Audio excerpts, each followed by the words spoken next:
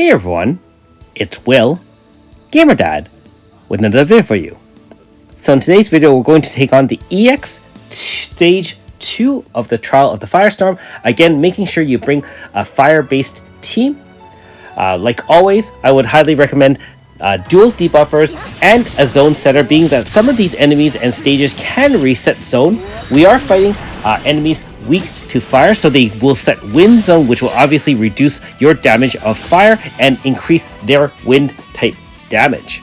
And so we do have our guaranteed fire zone setter, aka Aisha. If you don't have Aisha or you haven't bothered to finish her quest, you can certainly use Fire Zone Grasta or just VC in a Fire Zone unit of your choice. However, keep in mind that, again, some of the later stages, you may run into units that can change zone, in which case it will get a little bit more annoying. In this case, you can see that Karakuri can actually crack zone, and they all do have multiple HP stoppers in this stage as well. So the main thing is to obviously try to mitigate damage, or you can just blast right through it. You can use units like Pizzica and things like that. However, I think some of these stages do have restrictions in terms of no singing and stuff like that. So if there is a restriction, do not sing.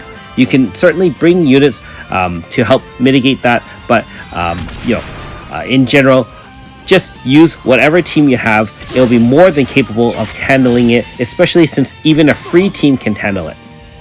So in this stage, because we have a lot of Karakuri and his brothers, so to speak, most of the attacks are physical, and so definitely power down is more important. Again, a reminder that if you have Ogre and Quorum Light, you can actually use Origin Force to guarantee that dual debuff. However, like I said before, the occasional Grasta or that applies power down should be enough, and if you need additional shielding, there's a multitude of units that can help you with physical or type shields to help prevent damage. Now, these enemies actually aren't using type damage, they're actually using non-type damage, and so just a physical shield would be more than capable. Again, with Fire Zone active, we are doing 50% more damage and reducing incoming wind attacks by 50%. Also, Aisha does have a move that gives you a large regen for a number of turns, and so that will help you finish off the fight quite easily. Now, this Bosatsu Crier, one annoying thing about him is that at each HP stopper, you can clearly see he does a kind of like a black hole move that has an RNG effect of applying stone effect, which you can clearly see on Aldo.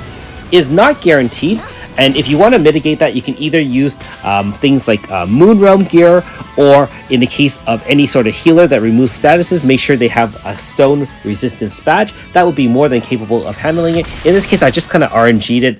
I really should have prepared myself better, but I just wanted to see whether or not the three fire units that are free units were able to handle this particular challenge. And so in this stage specifically, no singing. So even if you use Pizzica, you cannot use her singing. You can use her support skills, which is obviously type down. She increases pierce damage in terms of crit damage and so on and so forth too. So she can help in that sense, but unfortunately she won't be singing for this stage. There are other stages in the EX waves that you can use singing specifically.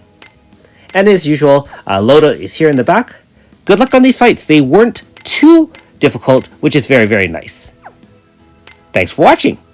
We'll see you next time.